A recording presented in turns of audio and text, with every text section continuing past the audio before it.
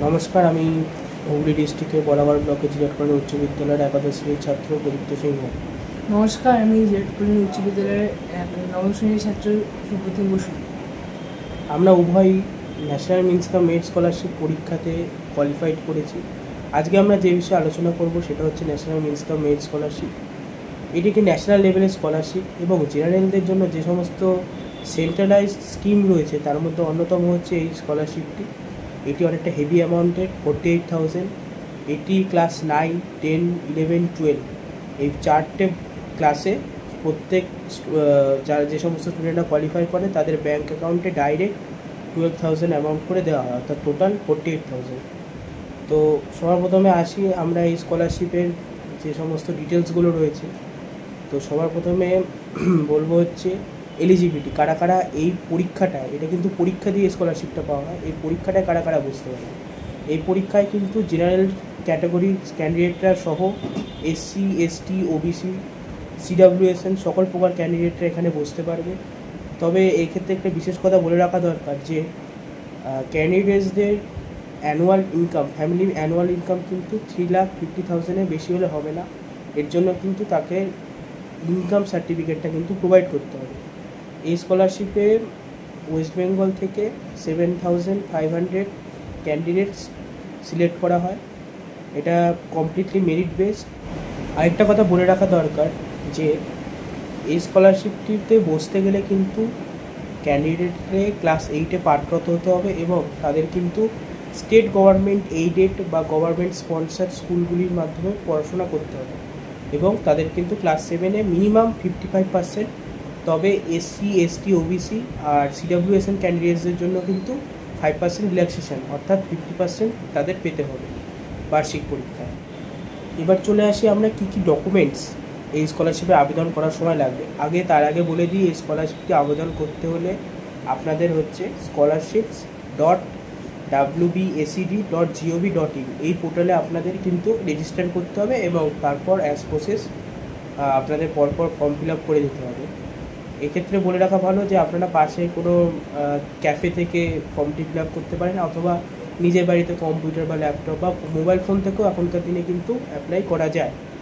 তো এবার চলে আসি আমরা ডকুমেন্টসের বিষয়। তো এই ক্ষেত্রে রাখবে হচ্ছে ক্যান্ডিডেটের নিজস্ব পাসপোর্ট সাইজ ফটো, 1 বছরের মধ্যে ছবি তোলা হলেও চলবে। আর ক্যান্ডিডেটের নিজের নামে অবশ্যই একটি পাসবুক থাকতে হবে, ইউকো ব্যাংক বা যে কোনো গভর্নমেন্ট ব্যাংকে থাকলে ভালো। আর ব্যাংকের সাথে কিন্তু অবশ্যই আধার লিঙ্ক এবং ফোন নম্বর লিঙ্ক থাকতে হবে। আর এরপর থাকতে হবে হচ্ছে ইনকাম সার্টিফিকেট কিন্তু বিডিওর অ্যাপ্রুভ যে কম্পিউটার বেস যে ইনকাম সার্টিফিকেটগুলো হয় ওটা থাকতে হবে। এবং যদি এসসি, এসটি বা ওবিসি এরকম কোনো কাস্ট থেকে রিজার্ভেশন থেকে তারা অ্যাপ্লাই করে তাহলে কিন্তু তাদের ওই সার্টিফিকেটটা অবশ্যই আপলোড করতে হবে। এবং যে সমস্ত সিডাব্লিউএসএন ক্যান্ডিডেটরা থাকবে তাদের কিন্তু সিডাব্লিউএসএন সার্টিফিকেটটা আপলোড করতে হবে ফাইনাল সাবমিটের আগে। এবার চলে আসি স্কলারশিপের পরীক্ষাটা কীভাবে কন্ডাক্ট করা হয়। এক্সাম ডিটেলসে বলতে গেলে এই পরীক্ষাটা কিন্তু দুটো পার্টে হয়। একটা হচ্ছে ম্যাট, মেন্টাল অ্যাবিলিটি টেস্ট, আর একটা হচ্ছে স্যাট, স্কলারশিপ অ্যাপটিটিউড টেস্ট। এই পরীক্ষা মেন্টাল অ্যাবিলিটি টেস্টের কোনো নির্দিষ্ট কোনো রকম কোনো সিলেবাস নেই, তবে স্কলারশিপ অ্যাপটিটিউড টেস্টটাই কিন্তু সিলেবাস আছে, অর্থাৎ 5, 6, 7 এবং 8 এই 4টি ক্লাসের math, physical science, life science, history আর জিওগ্রাফি এই 5খানা সাবজেক্টে বেস করে ওদের স্ট্যান্ডার্ড অনুযায়ী হচ্ছে প্রশ্ন করে তৈরি করা হয়। আর প্রশ্নের লেভেল কিন্তু যথেষ্টই স্ট্যান্ডার্ড থাকে। আর এই পরীক্ষার টোটাল মার্কস থাকে হচ্ছে 180, 90 হচ্ছে ম্যাটে আর 90 হচ্ছে স্যাটে। আর পরীক্ষাটা কিন্তু ওএমআর শিটে নেওয়া হয়, প্রত্যেকটা কোয়েশ্চেন 1 নম্বরের এবং এতে কোনো নেগেটিভ মার্কিং কিন্তু নেই। আর ম্যাটের জন্য সময় নির্ধারণ করা হচ্ছে 90 মিনিটস আর স্যাটের জন্য 90 মিনিটস। সবার প্রথমে হয় হচ্ছে ম্যাট হয় হচ্ছে 10:30 থেকে 12টা আর স্যাট হয় হচ্ছে 1টা থেকে 2:30। দুই পরীক্ষায় কিন্তু একদিনে নেওয়া হয়। আর এক্ষেত্রে নির্দিষ্ট ভেন্যু হচ্ছে সিলেক্ট করা হয়, ডিস্ট্রিক্ট ওয়াইজ ভেন্যু বা ব্লক ওয়াইজ ভেন্যু সিলেক্ট করা হয়। এবার চলে আসি ডেট সম্পর্কে, যে পরীক্ষাটা কখন নেওয়া হয়। এর অ্যাপ্লিকেশান স্টার্ট হয় হচ্ছে জুলাই-আগস্ট মাসে। অ্যাডমিট কার্ড প্রোভাইড করা হচ্ছে পোর্টালের থ্রু নভেম্বর মাঝ বরাবর মিড নভেম্বরে এটা অ্যাডমিট কার্ড দেওয়া হয়। পরীক্ষাটা হচ্ছে মিড ডিসেম্বরের কোনো একটা সানডেতে পরীক্ষাটা নেওয়া হয়। এর কাট অফ কিন্তু কিছু কিছু ডিস্ট্রিক্ট ওয়াইজ ভ্যারি করে, তবে মিনিমাম থাকে হচ্ছে 130 থেকে 150-এর মাঝখানে।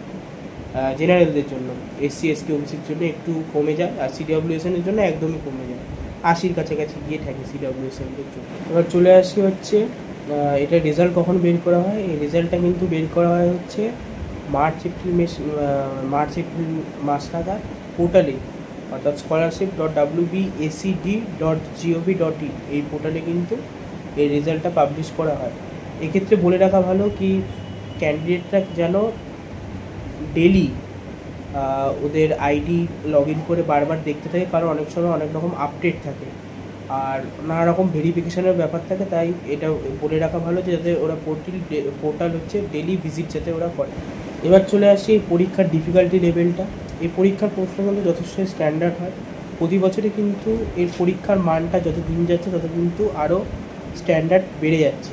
এক্ষেত্রে প্রিপারেশনের জন্য হচ্ছে নিজেরাই ছাত্রছাত্রীরা প্রিপারেশন করতে পারে, অনলাইনের মাধ্যমে প্রিভিয়াস ইয়ার প্রশ্ন দেখতে পারে। এটা পোর্টালেই কিন্তু, অর্থাৎ স্কলারশিপের যে মেন পোর্টাল সেটাতেই কিন্তু প্রোভাইড করা থাকে প্রিভিয়াস ইয়ারের কোয়েশ্চেন। যে সমস্ত ছাত্রছাত্রীরা এই পরীক্ষার ক্ষেত্রে প্রিপারেশন নেবে তারা কিন্তু স্কুলের যে টেক্সট বুক দেওয়া হয় স্কুল থেকে, সেই টেক্সট বুকগুলো খুঁটিয়ে পড়লেই তারা কিন্তু পেরে যাবে স্যারটা।